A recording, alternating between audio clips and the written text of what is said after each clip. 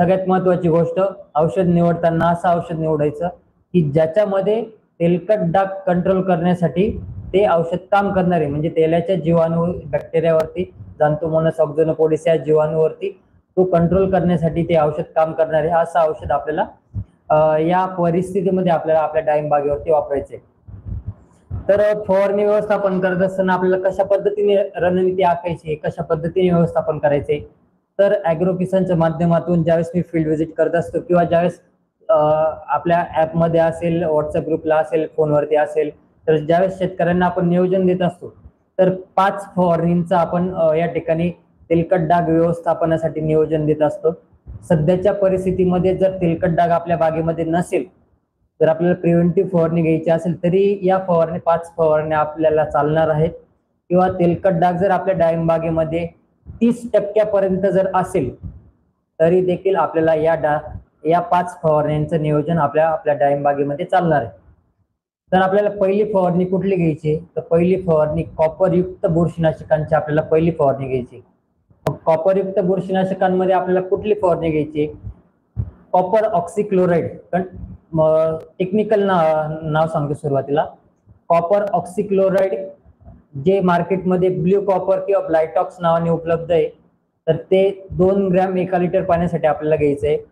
किंवा जर copper oxychloride जर नाही भेटलं तर कॉपर हायड्रॉक्साईड जे मार्केटमध्ये कोसाइड 2000 नावाने मार्केटमध्ये उपलब्ध आहे, ते 1 ग्रॅम प्रति लिटर पाण्यासाठी आपल्याला घ्यायचं आहे। आणि त्याच्यामध्ये 2-ब्रोमो-2 नायट्रोप्रोपेन कंटेन असलेलं जे मार्केटमध्ये बॅक्टेरिसेल नावाने युनिव्हर्सल कंपनीचं उपलब्ध आहे, तर ते आपल्याला 0.4 ग्रॅम 40 ग्रॅम 100 लिटर पाण्यासाठी हे आपल्याला दोघांचं कॉम्बिनेशन करायचंय आणि आपल्या डाळिंब बागेवरती पहिली फवारणी आपल्याला करायची। पहिली फवारणी कुठली करायची, कॉपरयुक्त बुरशीनाशकांची करायची। कॉपर ऑक्सीक्लोराइड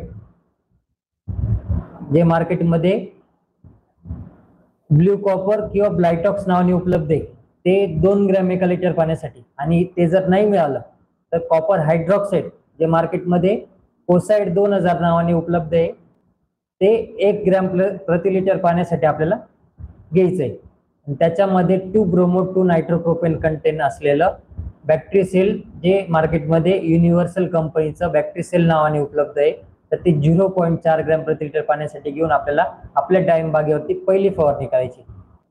या दोघांना कॉपर ऑक्सीक्लोराइड आणि कॉपर हायड्रॉक्साईड आणि बॅक्टेरिसेल याला ऑप्शन आपण कोनिका जी धानुका कंपनीचे येतात, ज्याच्यामध्ये कॉपर हायड्रॉक्साईड आणि कासोगामायसिन कंटेन येतात।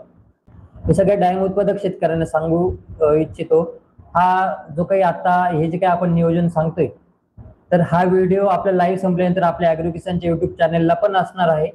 आणि याचं PDF स्वरूपामध्ये आपल्या ॲग्रो किसानच्या मोबाईल ॲप्लिकेशनमध्ये जे काही ज्ञान भांडार आहे, त्या ज्ञान भांडारमध्ये आंबे बहार फळ विकास अवस्था या विभागामध्ये सगळी माहिती PDF स्वरूपात सुद्धा उपलब्ध असणार आहे।